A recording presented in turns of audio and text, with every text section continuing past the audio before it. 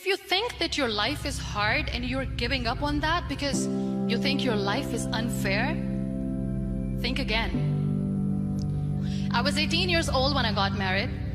I belonged to a very conservative family, a Baloch family, where good daughters never say no to their parents. My father wanted me to get married, and all I said was, if that makes you happy, I'll say yes. And of course, it was never a happy marriage. Just about after 2 years of getting married, about 9 years ago, I met a car accident. Somehow my husband fell asleep and the car fell in the ditch. He managed to jump out, saved himself. I'm happy for him.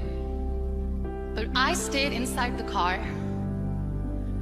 and I sustained a lot of injuries. The list is a bit long. Radius ulna of my right arm were fractured. The wrist was fractured. Shoulder bone and collarbone were fractured. My whole rib cage got fractured.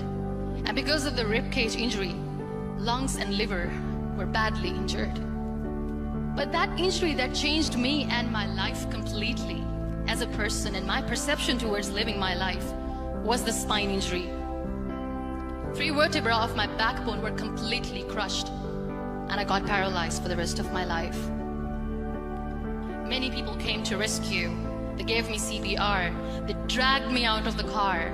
And while they were dragging me out, I got the complete transection of my spinal cord. Those 2.5 months in the hospital were dreadful. I was at the verge of despair. One day, doctor came to me and he said, well, I heard that you wanted to be an artist, but you ended up being a housewife. I have a bad news for you. You won't be able to paint again. Next day, doctor came to me and said, your spine injury is so bad, you won't be able to walk again. I took a deep breath and I said, it's all right. Next day, doctor came to me and said, because of your spine injury and the fixation that you have in your back, you won't be able to give birth to a child again. That day, I was devastated. I still remember, I asked my mother, why me? And that is where I started to question my existence. Why am I even alive? And that is where I realized that the words have the power to heal the soul. My mother said to me, this too shall pass. God has a greater plan for you. I don't know what it is, but He surely has. That day I decided that I'm going to fight my fears. So I wrote down one by one all those fears. And I decided that I'm going to overcome these fears one at a time. You know what was my biggest fear? Divorce. I couldn't stand this word. I was trying to cling on to this person who didn't want me anymore, but I said no. I have to make it work. But the day I decided that this is nothing but my fear, I liberated myself by setting him free. And I made myself emotionally so strong that the day I got the news that he's getting married, I sent him a text that I'm so happy for you and I wish you all the best. And he knows that I pray for him today. Number 2 was, I won't be able to be a mother again. And that was quite devastating for me.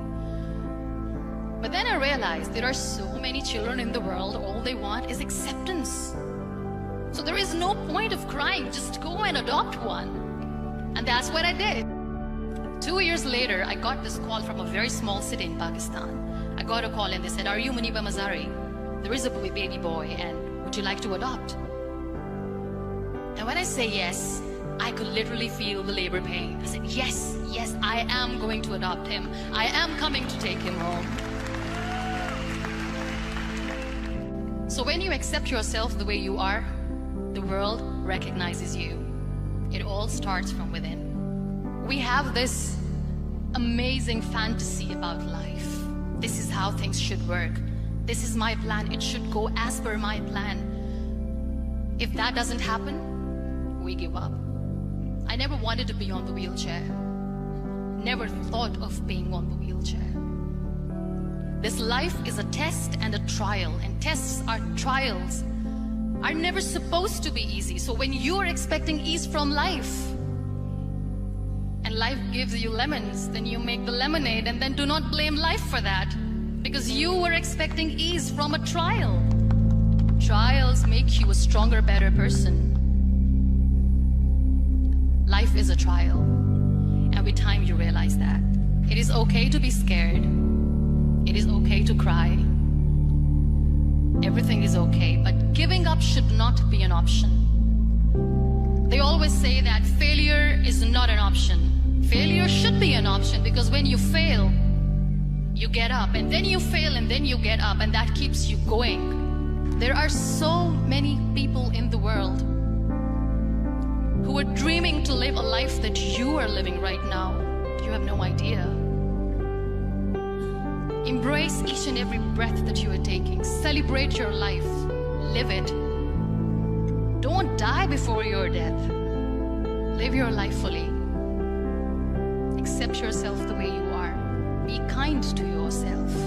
Real happiness lies in gratitude. So be grateful, be alive, and live every moment.